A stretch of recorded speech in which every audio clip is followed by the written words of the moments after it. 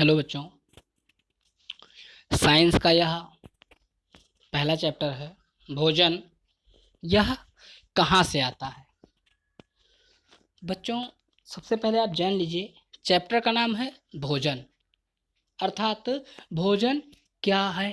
सबसे पहले भोजन का मतलब ऐसा कोई भी खाद्य पदार्थ जो खाया जाता है वो हमारे लिए लाभदायक है या हानिकारक, इससे मतलब नहीं है।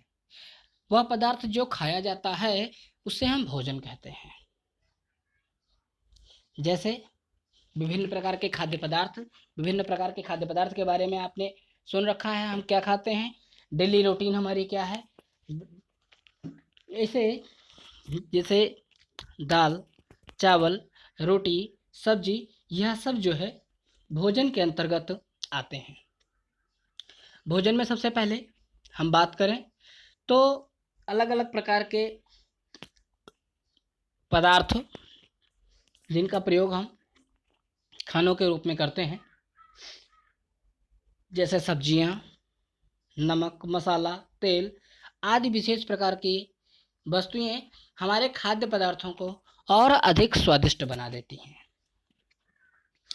अब इसमें कुछ खाद्य पदार्थ हैं जिनकी कच्ची सामग्रियां हैं जिनसे जो बनाए जाते हैं, जैसे रोटी या चपाती आटा और जल से बनाई जाती है। दाल, कच्ची दाल, जल, नमक, तेल, घी, मसाले आदि का उपयोग करके दाल बनाया जाता है। नेक्स्ट बात करें तो यहाँ पे आया हुआ है खाद्य सामग्री एवं उनके स्रोत। खाद्य सामग्री का मतलब खाद्य सामग्री कोई भी ऐसा पदार्थ जिसे हम खाते हैं। अब कुछ खाद्य पदार्थ जैसे गेहूं, चावल, धान, आप जानते हैं धान के द्वारा ही हमको चावल प्राप्त होता है, गेहूं के द्वारा ही हमको आटा प्राप्त होता है। कुछ ऐसे पदार्थ भी हैं जो खेतों में नहीं उगाए जाते हैं किंतु हमारे खाने योग्य होते हैं, जैसे दूध, अंडा, मुर्गा, मछली आदि भी वस्तुएं खाने में प्रयोग की जाती हैं। कुछ विशेष प्रकार के भोजन होते हैं जैसे इडली, चिकन करी, खीर। अब इन पदार्थों में कुछ सामग्रियों की आवश्यकता होती है, जैसे इडली में चावल, उड़द की दाल, नमक, जल आदि कच्ची सामग्रियों की आवश्यकता होती है और ये सभी चीज़ें हमको पौधों से प्राप्त होती हैं। चिकन करी के दौरान चिकन, मसाला, तेल या घी, जल, यह सभी पदार्थ हमें पौधे तथा जंतु दोनों से प्राप्त होते हैं। खीर, यह दूध, चावल, चीनी आदि के द्वारा प्राप्त होता है तथा इन्हें पकाया जाता है।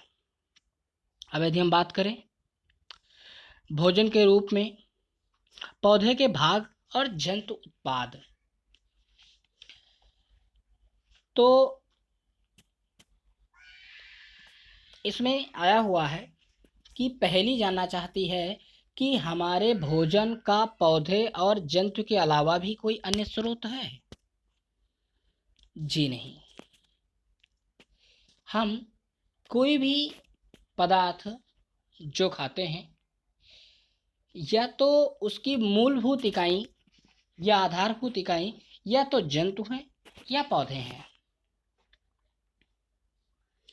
अब यदि हम देखें कि यदि हम किसी छोटे पौधे को देखें तो उसके अंतर्गत कुछ भाग होते हैं। जैसे जब किसी बीज को बोया जाता है तो जड़ निकलना प्रारंभ होती है, जड़ों के बाद पौधों में पत्तियां, पत्तियों में पुष्प, तने और कलियां। बच्चों, यहाँ पर कुछ क्रियाकलाप आए हुए हैं जिन्हें आप पढ़ें तथा समय मिलने पर इन्हें अच्छे से समझाया जाएगा। अब बात करें हम कुछ खाद्य पदार्थों का स्रोत तथा उन्हें कैसे बनाया जाता है। यहाँ पर आया हुआ है जैसे बैंगन का भरता बनाने के लिए आप ऐसे खाद्य पदार्थ जो घर पे बना सकते हैं। सब्जी बनाने का स्रोत है, इसे कैसे बनाते हैं यह आप पता करें, सब जानकारी में रखें। नेक्स्ट यदि हम बात करें तो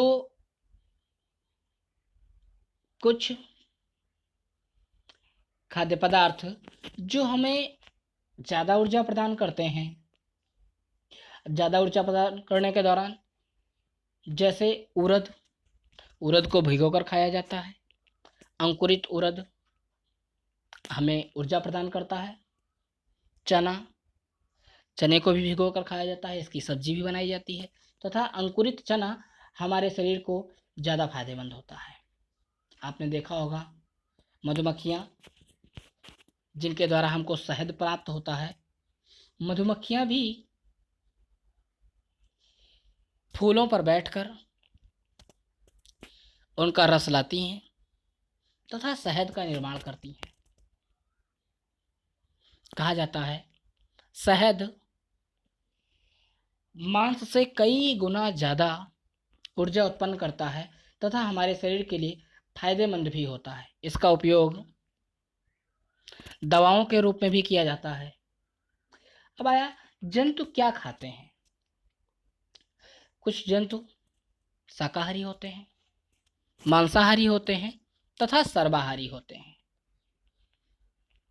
जैसे हमारे घर पर गाय या भैंस, यह लगभग शाकाहारी होते हैं क्योंकि यह मुख्य रूप से पेड़ पौधों पर ही आश्रित रहते हैं। घर में उपस्थित कुत्ता या बिल्ली, यह सर्वाहारी होते हैं, घर के द्वारा प्राप्त हुए भोजन को तथा छोटे छोटे जीव जंतुओं को भी खा लेते हैं। तथा कुछ जंतु या जानवर जैसे शेर, चीता, भेड़िया, यह मांसाहारी होते हैं क्योंकि केवल मांस ही खाते हैं। यहाँ पर बच्चों आया हुआ है क्रियाकलाप के दौरान शाकाहारी जंतु, ऐसे जंतु जो केवल पेड़ पौधों पर आश्रित रहते हैं। मांसाहारी जंतु, ऐसे जंतु जो केवल दूसरे जंतुओं पर आश्रित रहते हैं, मांसाहारी कहते हैं। तथा सर्वाहारी जंतु अर्थात वे जंतु जो पेड़ पौधे तथा जंतु दोनों पर आश्रित रहते हैं, उन्हें मांसाहारी जंतु कहते हैं। यहाँ पर एक सारणी दी गई है, शाकाहारी, मांसाहारी और सर्वाहारी।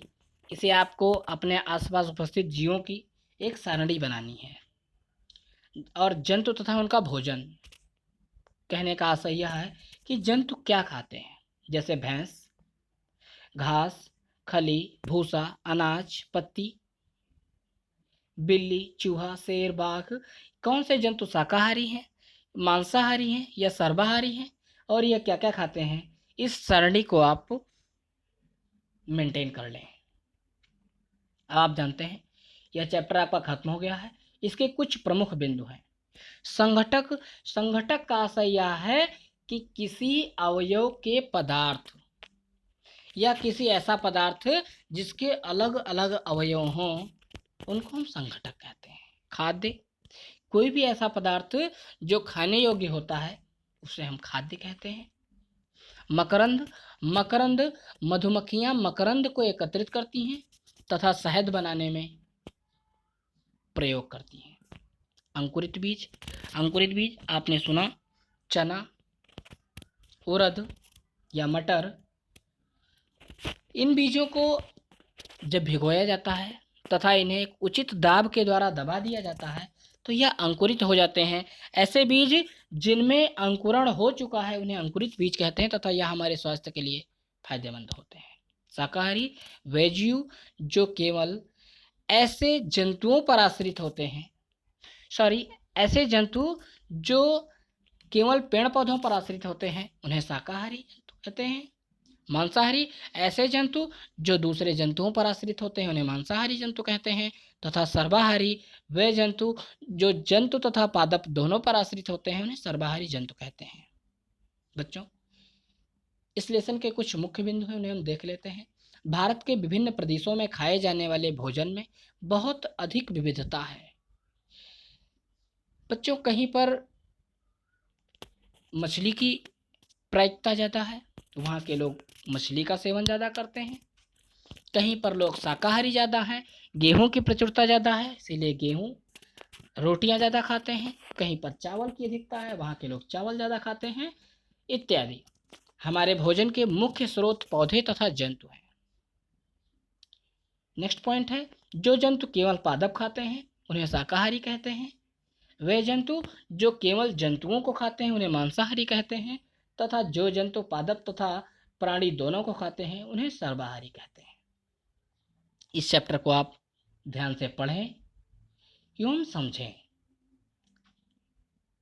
इस अभ्यास में अब कुछ प्रश्न आए हुए हैं जिन्हें हम लोग इसके बाद देखेंगे। Thank you, have a nice day.